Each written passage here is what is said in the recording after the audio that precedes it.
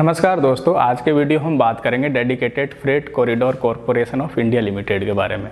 आखिर ये क्या है, इसकी क्यों ज़रूरत पड़ी, इसके क्या फ़ायदे होने वाले हैं तथा साथ ही ये नॉर्मल रेलवे नेटवर्क से किस तरह से अलग होने वाला है और कौन कौन सी तरह की वैकेंसीज इसमें आती हैं। तो ये कुछ बातें हैं जिन्हें हम आसान शब्दों में समझेंगे। सबसे पहले मैं आपको बता देता हूँ कि DFCC आखिर होता क्या है।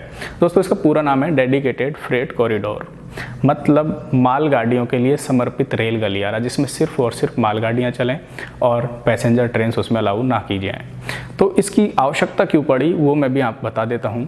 सन 2005 में तत्कालीन रेल मंत्री लालू प्रसाद यादव ने जब रेलवे बजट प्रस्तुत किया तो उसमें ये बात रखी गई कि भारत को डेडिकेटेड फ्रेट कॉरिडोर की आवश्यकता है। वो आवश्यकता क्यों है उसका हम अंदाज़ा इस बात से लगा सकते हैं कि 1951 की यदि हम बात करें, तब जितना भी इंडिया में गुड्स ट्रांसपोर्टेशन होता था तो उसका 83% रेलवेज के द्वारा होता था। उसका शेयर अभी हम देखें 2011 के आसपास तो वो घटकर मात्र 33% रह गया है। इसी तरह रोडवेज की यदि बात करें तो रोडवेज का जो शेयर था वो था 15%, जो बढ़कर अब पहुंच गया 58%। तो दोनों ग्राफ उल्टी दिशा में जा रहे हैं। जैसे रोडवेज का ग्राफ बढ़ रहा है तो रेलवेज का ग्राफ घट रहा है।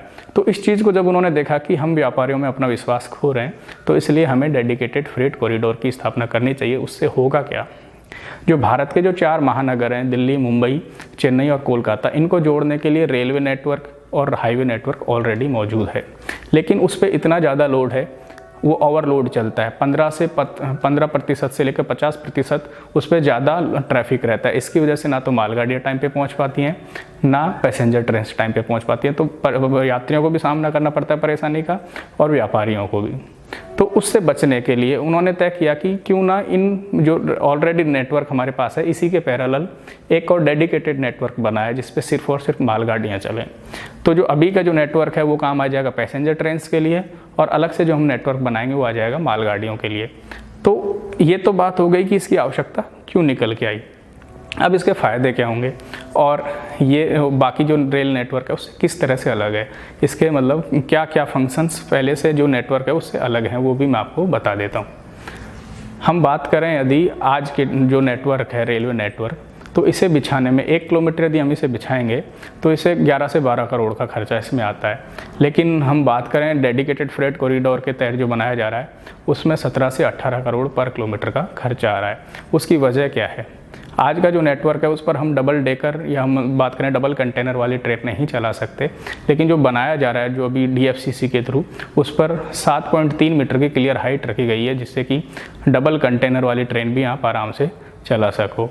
इसके अलावा जो प्रपोज किए गए थे 4 महानगरों को जोड़ने के लिए DFCC, उसमें से अभी 2 पे कार्य किया जा रहा है फर्स्ट फेज के तहत, जिसमें एक है वेस्टर्न डेडिकेटेड फ्रेट कॉरिडोर, एक है eastern dedicated freight corridor.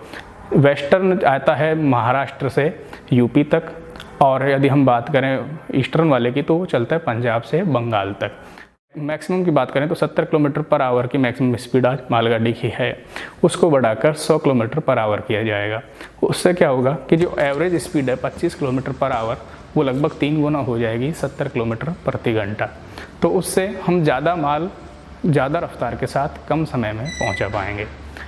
Engine की यदि हम बात करें तो वेस्टर्न कॉरिडोर की जो नेटवर्क हैं उन पर 9000 हॉर्स पावर HP के इंजन लगाए जाएंगे और जबकि जो ईस्टर्न डेडिकेटेड कॉरिडोर की तो उसमें 12000 HP के इंजन्स लगाए जाएंगे। इससे क्या होगा कि मालगाड़ियाँ तेज़ी से दौड़ेंगी और तय टाइम पर अपना सामान ग्राहक तक पहुंचा देंगी। तो इसकी वजह से मालगाड़ियों को जो पहले का जो शेयर था वो वापस मिल पाएगा और रेलवे की जो मुख्य सोर्स है इनकम का वो मालगाड़ियाँ ही हैं। पैसेंजर ट्रेन से वहाँ पर इतनी इनकम नहीं होती है, उससे ज़्यादा मालगाड़ियों से होती है। तो इसलिए रेलवेज ने ये नेटवर्क बनाया है। इसका फ़ायदा ये होगा कि मालगाड़ियाँ भी तेज़ रफ्तार से दौड़ेंगी और पैसेंजर ट्रेन्स भी अपने आराम से तेज़ रफ्तार के साथ दौड़ पाएंगी। तो यात्रियों को भी फ़ायदा, व्यापारियों को भी फ़ायदा। इस तरह से ये डेडिकेटेड फ्रेट कॉरिडोर का प्लान किया गया था। उसमें 2 बन चुके हैं, बाकी अभी बनने बाकी हैं। टोटल 10,000 किलोमीटर के आसपास का नेटवर्क बनाया जाना है, जिसमें से अभी 3000 किलोमीटर के नेटवर्क पर काम चल रहा है। दोस्तों, ये बात थी DFCCIL से संबंधित। अब इसमें वैकेंसीज़ की बात करें तो सिविल इंजीनियरिंग, मैकेनिकल और इलेक्ट्रिकल के अलावा हम मल्टीटास्किंग स्टाफ, और क्लर्सियल स्टाफ की बात करें तो इनकी भी टाइम टाइम पे वैकेंसी जाती रहती हैं। इसकी वेबसाइट को इसके लिए आप टाइम पे टाइम विजिट करें ताकि आपको सूचना मिल जाए। मिलते हैं एक नई वीडियो में। जानकारी कैसी लगी ज़रूर बताना।